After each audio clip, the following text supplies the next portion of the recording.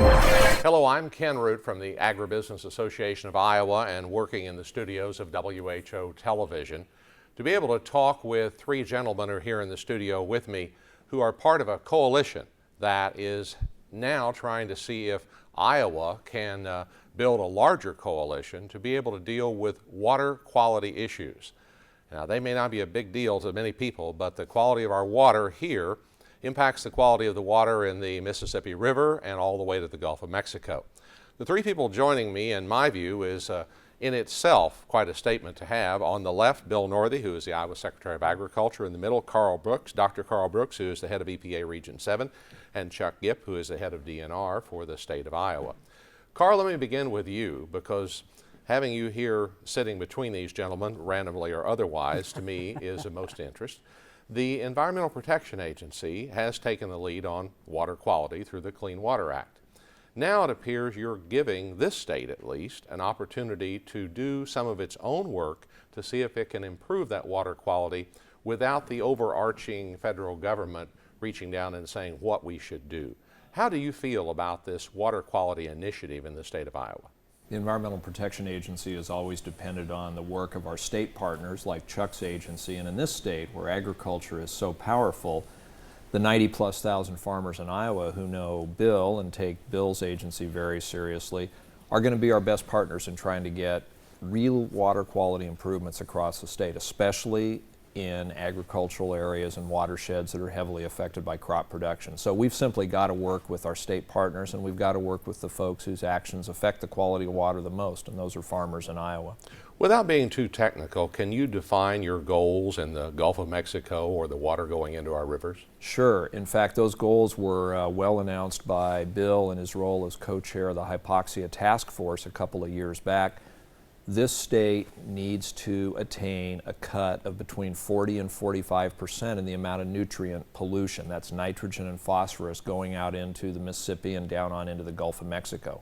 So that's one of the reasons that EPA thinks that Iowa's made such a good, strong start on this, is that there is this clear target that everybody's agreed we have to work together. And there's a lot of ways to get there. We'll talk about those. Now, it's point source and non-point source, agriculture and industry or cities.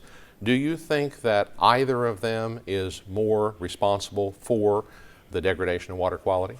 Everyone who uses land and who uses water plays a part in protecting water. Everybody's activities affect the quality of water. What's important about this effort here is that Iowa agriculture, the dominant economic powerhouse of this state and this whole region, recognizes the need to make some changes and to make some improvements. That's the point that I really want to focus on, and that's why we're sitting here together, is that we have this opportunity to enlist Iowa agriculture in this initiative and this coalition that you described. Well, if I could, I'd like to turn to Chuck Gipp, who is the director of the Department of Natural Resources here in Iowa. You have a farm background. That's you have correct. an interest in agriculture, and putting you in at the same table is to me a step toward greater cooperation within our state. And I just wonder, if you are going to take the point source side, what's your view of what can be done to improve water quality? Well, what we are doing is targeting where those efforts go. We all know that it's going to take considerable investment to improve water quality and coming out of both point and non-point source. So what you have to do, because you have limited resources, to go where the most wastewater is generated. So the point source side of this nutrient reduction strategy focuses on 130 of the largest generators. That's 102 of the largest municipalities and 28 of the largest businesses. And deemed to be large because they contribute over 1 million gallons of wastewater on an annual basis.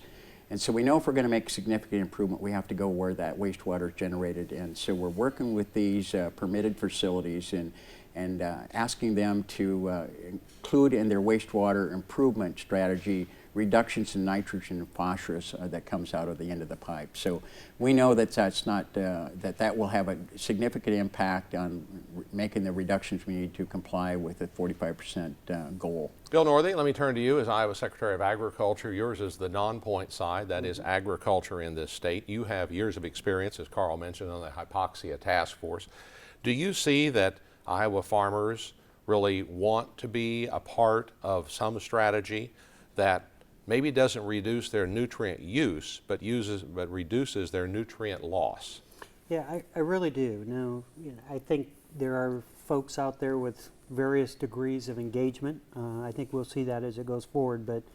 But we hear, as I go out and talk to folks, I hear folks say, how can I be involved? Tell me the technology that works. How does that make a difference in the water quality here in Iowa, the water quality all the way to the Gulf of Mexico? And so as we talk about those, folks are engaged, the farming leadership is engaged, the commodity groups and organizations, certainly the businesses that work with farmers are engaged as well. So I think we'll see that ramp up, but we definitely have an interest. And I think one of those reasons is this is an opportunity for us to define what it takes on our farms to make sure our farms are still profitable and productive, but to be able to figure out for ourselves, how do we take care of that water better? How do we have less impact off that farm? And we can do that. We can show that it can be done that way. We certainly don't want to reach the point where, because of ignoring it, we end up with regulation down the road that really could cause economic problems, and I think not fix the problem as well as what farmers engaged will do.